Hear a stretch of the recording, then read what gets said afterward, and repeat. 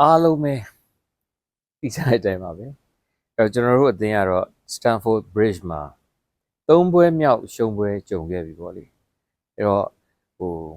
တိုက်ဆိုင်မှုတွေကလည်းရှိတယ်ဗျကျွန်တော်တို့ကရှေ့9ပွဲလောက်ကအသင်းတိုင်းကို last minute မှာနောက်ဆုံး minute မှာ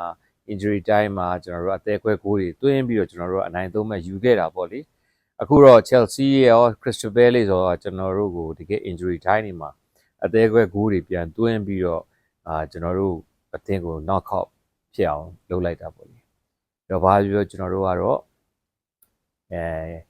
အသင်းရဲ့လိုအပ်ချက်တွေကတဖြည်းဖြည်းနဲ့ရုပ်လုံးတော့ပေါ်လာပြီပေါ့ခင်ဗျာအဲ့တော့အားလုံးသိကြတဲ့အတိုင်းပါပဲတပွဲလုံးမှာကChelsea ဆိုလို့ရှိရင်ဒါ congratulation ပါဒါ Chelsea fan တွေအားလုံး congratulation ဖြစ်တယ်Chelsea ပေးသက်တွေရော Chelsea ကစားသမားတွေရောအားလုံးတကယ်ကိုဖြစ်ပါတယ် congratulation ပါဘာလို့လဲဆိုတော့ပေးသက်တွေကတော့သူတို့အသင်းနိုင်ပွဲအတွက်ဒါကျွန်တော်တို့က appreciate လုပ်ပါတယ် congratulation ပါအသင်းကစားသမားတွေအတွက်လည်းဒါသူတို့တကယ်ကို main player တွေမှာပါပဲနဲ့ဒါကျွန်တော်တို့ Liverpool ရင်ဆိုင်သွားတာပေါ့လေနောက်တန်းကဒဏ်အနာတရားတွေရှိနေတယ်ဆိုခဲ့ပေမဲ့နောက်တန်းမှာလိုအပ်ချက်တွေ Chelsea ကရှိနေတယ်ဆိုပေမဲ့သူတို့ရှိတဲ့နောက်တန်းထုတ်သုံးတာတော့ရှိတဲ့နောက်တန်းတွေကတကယ်ကိုကြက်ခိုင်ရသူတို့ fit မဖြစ်ဘဲနဲ့နာသွားတဲ့လူတွေရှိတယ်ပေါ့လေအဲ့တော့အဲ့ဂျားတွေကကို Liverpool ကိုကျွန်တော်တို့အသင်းအနိုင်ကန်သွားတာပေါ့အဲ့တော့လူငယ်တွေနဲ့အနိုင်ကန်သွားတာပေါ့ဗျာသူတို့ဒီမှာတကယ်ကိုကျွန်တော်တို့ကအဓိက main player တွေ senior player တွေနည်းနည်းနဲ့ဂိုးသွင်းသွားရလို့ဆို Brazil ကဗျာကျွန်တော်နာမည်တော့မမှတ်မိတော့ထားလိုက်ပါတော့အဲ့တော့ဒီပွဲမှာလည်းကျွန်တော်တို့ငကိုအစောကြီးကပြောတဲ့အတိုင်းပါပဲArne Slot ပေါ့နော် Arne Slot ကကျွန်တော်အစောကြီးတော့ကလည်းကျွန်တော်ဒီဗီဒီယိုတစ်ခုတင်ပြပါတယ်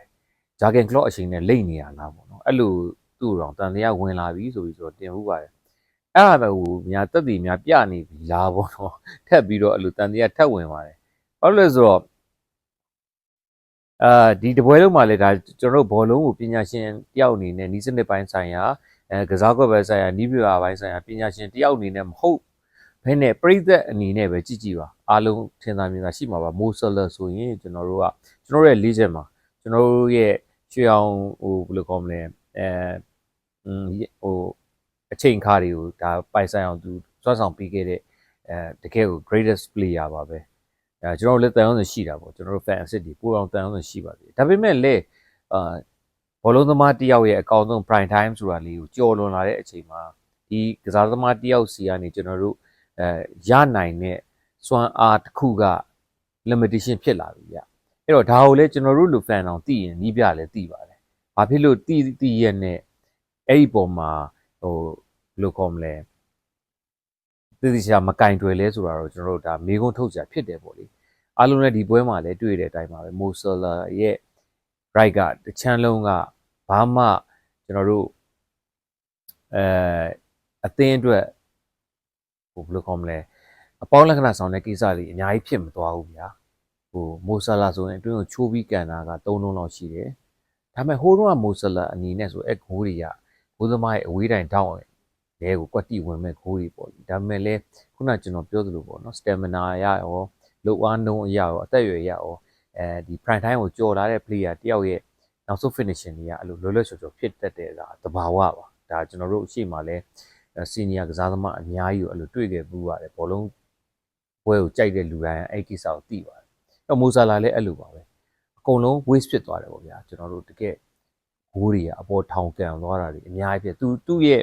စိတ်ကြိုက်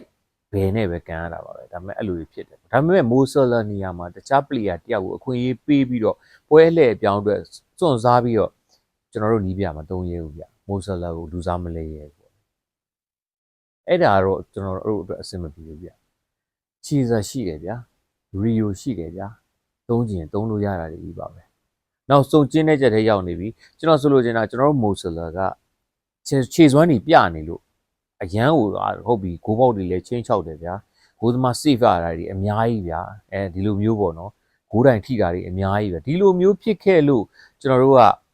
လူစားမလဲပဲနဲ့မိနစ်60လုံးသုံးတယ်ဆိုရင်ဒါကျွန်တော်တို့ကလက်ခံလို့ရတာပေါ့လေ အခုကမိနစ်60လုံးကိုဒီအသက်အရွယ် prime time ကြော်နေတဲ့ကစားသမားတယောက်ကိုဘာဖြစ်လို့အာဂိုဒီဂျီသုံးတာလဲဆိုတာကြီးကိုကျွန်တော်တို့စဉ်းစားလို့မရဘူး။ဘာလဲ penalty ရဖို့မျှော်လင့်ပြီးတော့ penalty မှာ finishing ကိုမိုဆာလာကိုပေးကန်ခြင်းလို့ပဲ penalty တစ်လုံးကိုမမျှော်လင့်ခေါင်းတဲ့အရာတစ်ခုကိုမျှော်လင့်ပြီးတော့ထားတာလားဒီနောက်ဆုံးမေးခွန်းကဒါပဲရှိပါတယ်။ဘာလို့လဲဆိုတော့မိုဆာလာတပွဲလုံးမှာသူခြေပြက်နေတယ် form out နေတာတိတိနဲ့မိနစ်60လုံးထားတယ်ဆိုတော့အနေထားကြီးတစ်ခုကအဲ့ဘက်တစ်ချမ်းကိုပဲလုံးဝမျက်ကွယ်ပြုတ်ထားတာလားပေါ့နော်ဒီလိုမျိုးတော့စဉ်းစားမိတာပေါ့ဂက်ပိုကမှဟို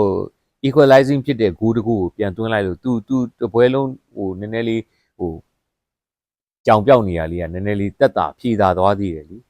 အဲ့အလုံးကလည်း Isaac တကယ်ကိုဘောလုံးကို6ယောက်နဲ့ကတ်ထိန်ပြီးလှည့်ထွက်ပေးလိုက်တဲ့အလုံးလေးတော်တော်လေးကောင်းလို့ဒါဂိုးဝင်သွားတာပေါ့လေအဲ့တော့မိုဆာလာနီယာမှာဘသူ့ကိုထားလဲကျွန်တော်ပြောချင်တာနောက်ဆုံးဗျာခြေစာကိုသူကြည့်မရလို့ပေးမကစားဘူးဆိုရင်တော့ frame bound ထည့်ကစားလို့ရတယ်နောက်ဆုံးထည့်ကစားလိုက် frame bound ထည့်မကစားခြင်းသေးဘူးဆိုလဲ Rio လည်းအဲ့ဘက်ပို့ပြီးကစားလို့ရတယ်ဗျာကျွန်တော်ဆိုလိုချင်တာလေအဲ့တော့ဘာမှလည်းမစမ်းသက်သွားဘူးဗျာကစားကွက်ကိုဟိုနောက်တန်းချင်းအလဲတန်းချင်းလဲွားတာကတော့သိပ်ပြီးတော့မထူးဆန်းဘူးဗျကျွန်တော်တို့ရှုံးနေတယ်ဆိုတဲ့အနေအထားတစ်ခုမှာကတစ်ဖက်အသင်းမခံမှန်းမိနိုင်တဲ့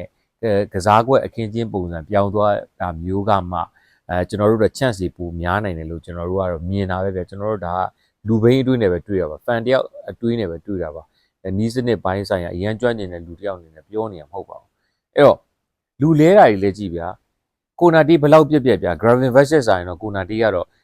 ့ဟို central back DNA ရှိတဲ့ဟိုကစားသမားတယောက်အနေနဲ့ defensive midfield နဲ့ CM ကစားတဲ့ကစားသမားတယောက်ထဲတော့ပိုကောင်းတယ်ဗျာကိုနာတီဘယ်လောက်ပြက်နေဗျာကျွန်တော်ဆိုလိုချင်တာက right back ကတော့လဲကိုလဲရမှာပါအဲ့ဒီဟိုကျွန်တော်တို့right back ကဘာတူလဲဗျာကျွန်တော်မေ့ပါချက်ချင်းမေ့ပါတယ်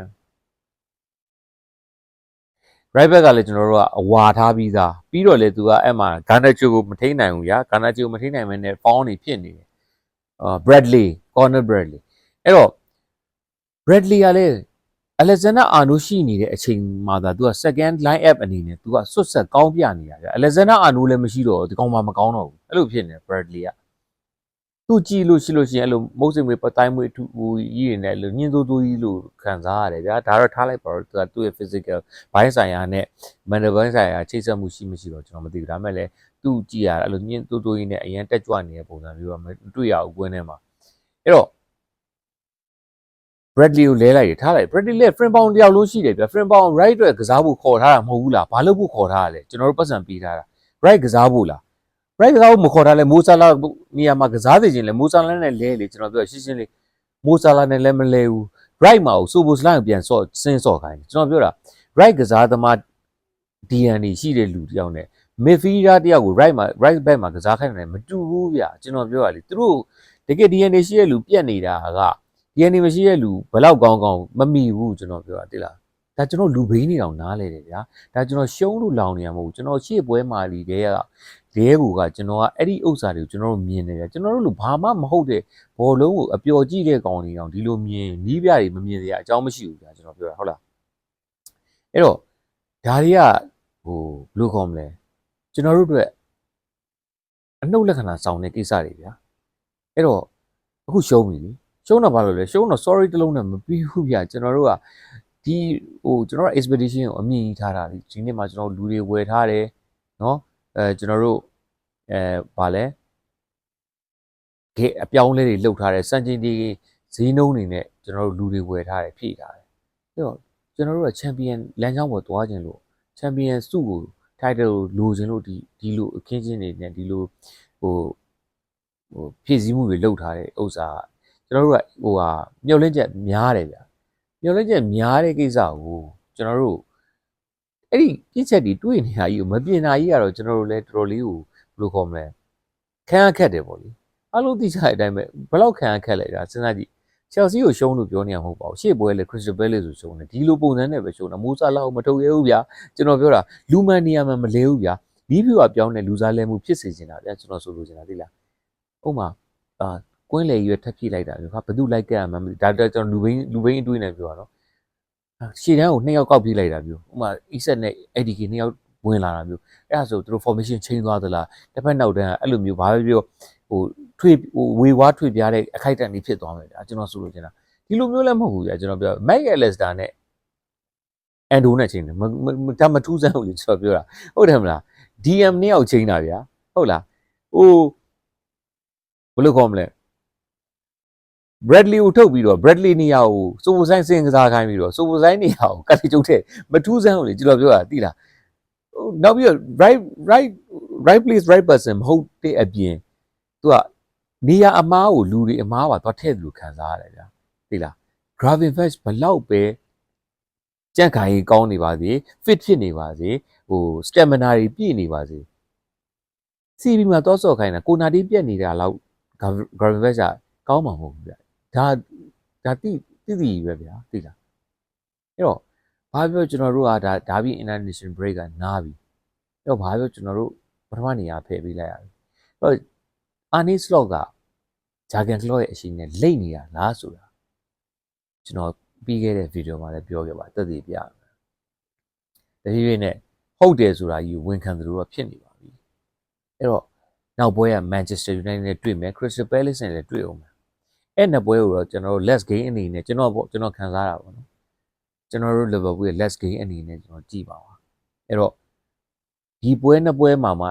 Arne Slot ကဒီပုံစံအတိုင်းပဲခေါင်းမှနေဦးမယ်ဆိုတော့ကျွန်တော် Arne Slot ကိုတော့စန့်ကျင်ရတော့မှာပေါ့နော်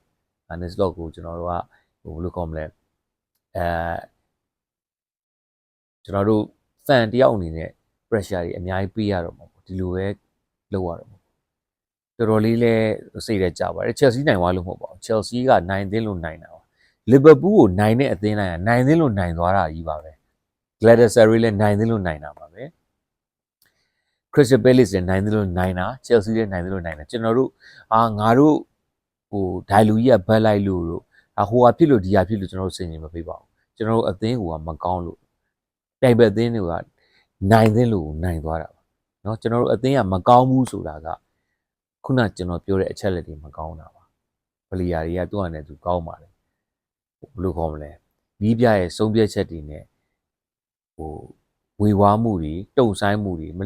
မလုံရမကန်ရမှုတွေကကျွန်တော်တို့အသင်းအတွက်စုံရှုံမှုတွေဖြစ်စေရပါမယ်အဲ့တော့ဘာပဲပြောကျွန်တော်တို့ပထမနေရာမှာတော့မရှိတော့ဘူးပေါ့လေတော်တော်လေးလဲစိတ်ထဲမှာအစင်မပြေဖြစ်ပါတယ်အားလုံးကျေးဇူးတင်ပါတယ် good night ပါဒီနေ့ vlog လေးကတော့ကျွန်တော်တို့ Chelsea နဲ့ Liverpool ပွဲကိုကျွန်တော် watch party အနေနဲ့ Novotel မှာတွားကြည့်တယ်ကျွန်တော်တို့ fan တွေနဲ့တွားကြည့်တယ် Chelsea fan လည်းလာတယ်ဒါပေမဲ့ Chelsea fan ကိုကြီးနဲ့အမကြီးနှစ်ယောက်ကတော့ဒါသူတို့ကျွန်တော်တို့ appreciate လုပ်လိုက်တယ်ဒါသူတို့အတွက်ဂုဏ်ယူတယ်သူတို့အသင်းက Liverpool ကိုနိုင်တဲ့ဟိုနိုင်သွားတာပါကျွန်တော်တို့ဘာ complain မှမပြောပါဘူးဘာ reason မှမရှိပါဘူးကျွန်တော်အသင်းကိုကမကောင်းလို့တစ်ဖက်အသင်းကပြန်မဲ့အသင်းကနိုင်တာပါအားလုံးကျေးဇူးအများကြီးတင်ပါတယ်ခင်ဗျာဘာပြောကျွန်တော်တို့က Liverpool fan တွေဆိုတော့ you will never walk alone ပါ